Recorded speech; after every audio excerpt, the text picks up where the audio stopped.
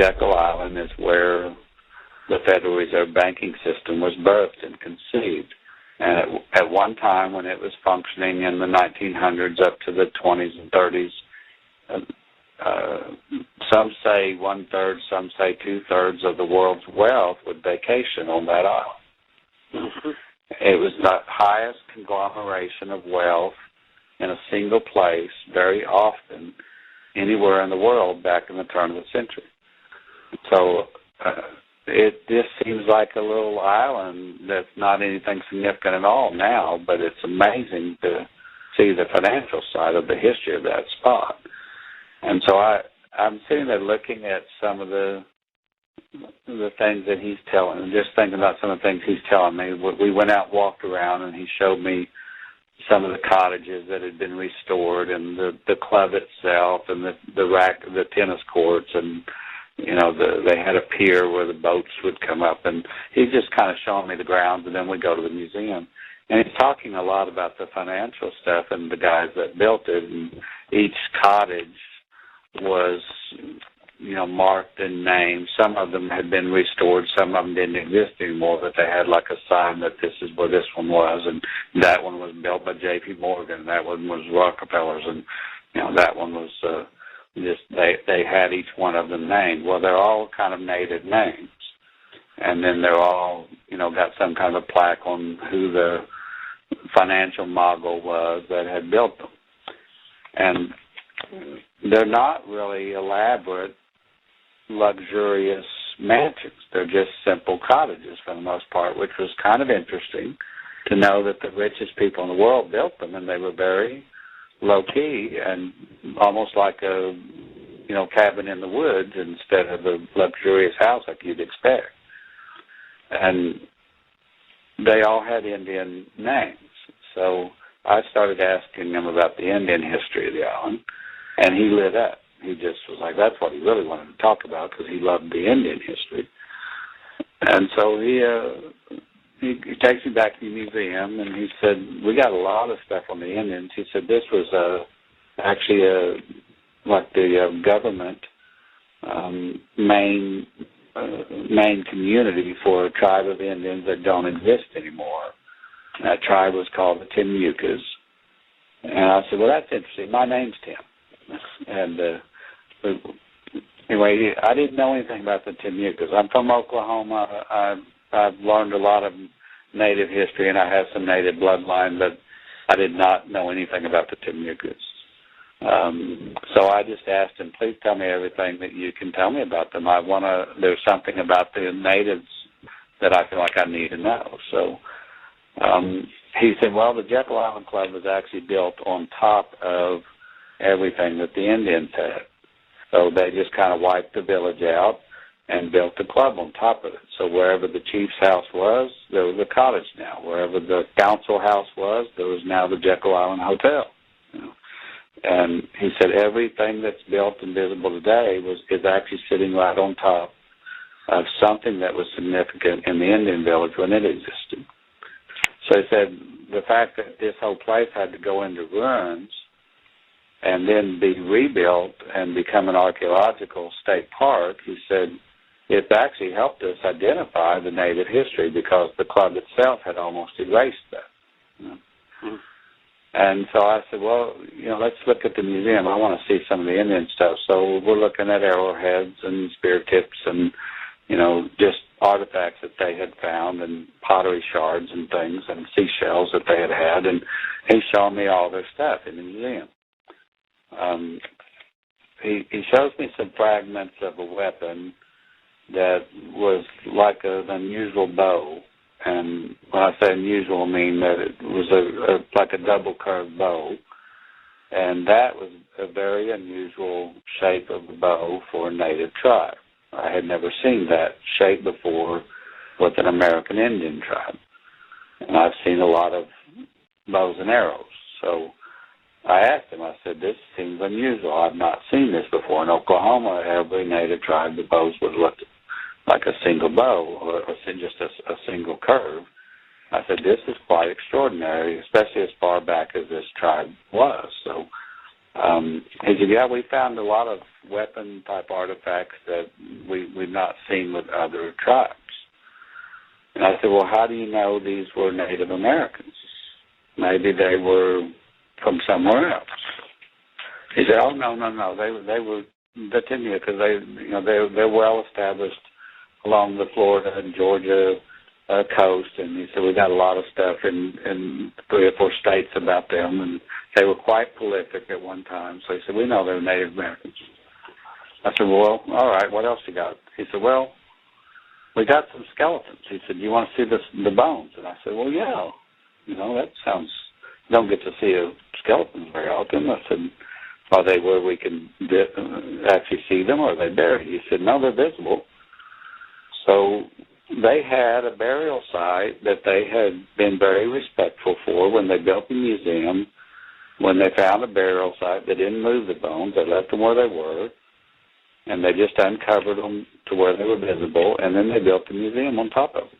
They did basically the same thing with the museum that the Jekyll Island guys had done with their houses. They put a piece of plexiglass over the burial site so you could see it, but they were still trying to respect where the bones were and not move them. And so I'm looking at 4 skeletons of the Timucua chiefs. And they knew they were chiefs just from different things that were buried with them. So all of a sudden I look and I realize, man, these guys are really tall. And I commented to the guy that, how tall are these guys? They look unusually large. And he said, yeah, they're all about 8 or 8.5 foot tall. And I was like, well, that doesn't seem like a normal Native American, especially the tribes that I'm familiar with. He said all the Timucuas were unusually tall, even the women. And he said we found other skeletons and parts of bones out in the grounds, and he said we've got pretty good evidence that nearly all of them were extraordinarily tall. And I said, well, what is how do you explain that in relation to other tribes on the Atlantic coast who were not? He said, I don't know. It is an unusual anomaly. He said, oh, by the way, I've got a painting that you might want to see. It's actually the copy of the original. We've got it under lock and key. But he said, I got a painting that actually shows the Indians from a group of French colonists that came to the United States before it was the U.S. This was right after Columbus. He said that it was the first colony of French folks that came over to try to establish a colony on the coast. And he said they landed in Jekyll Island, and they had some interaction with these Indians, and then they got so appalled by what they saw and witnessed that they fled at night and ended up in San Augustine, Florida, and established that city. So I said, were they the Huguenots who were the French group that established San Augustine? He said, yes. I said, well, I'd like to see that painting then. So he pulls that out. I'm looking at it, and it shows the Indians and all their regalia, and they're dancing around and having some kind of a ceremony, and it's got the fire, and it's a typical, either they're having a party or they're having a war scene, and it has some things with the weapons. So I said, gosh, this has got some weapons in it that clearly validates the archaeology that they found. And then I see an altar. And I'm going, I don't know of a Native American tribe anywhere in the country. I know some that had log houses or high places or worshipped, nature in some way, or had totem poles or that kind of stuff. But this one has a stone altar, and it looks a whole lot like the one that I had dealt with in the Middle East. And I'm looking at the picture, and I'm going, is this an altar? Is this stone like something they're sacrificing on? Because this guy's holding babies in his hands in this picture. He said, yeah, they're cutting those babies, they're hacking those babies up in that painting. And so when you look at the details, 2 of the shamans or chiefs are holding a baby up by the ankles, and they're whacking their heads off and spilling the blood on this altar. I said, are you sure this is Native Americans and not some kind of colony that came from over there? at that point, then I thought, I believe this is why I'm here. I needed to see this and hear about this. At this point, I'm not that concerned about the financial stuff anymore. I'm wanting to know, where is this altar? And so I asked him, I said, can you take me to this altar? I often pray over these things, and it's very beneficial for the land and for the country and for the people. Can I go to this altar and see it? He said, I can take you to the altar, but you can't see it.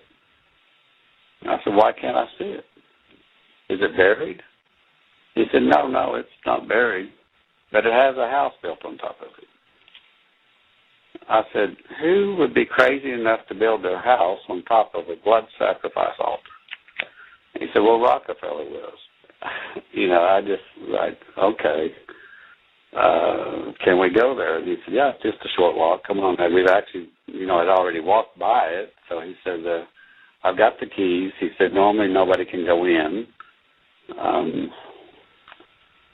The way these things are set up, they're historical homes now. The state of Georgia owns the park.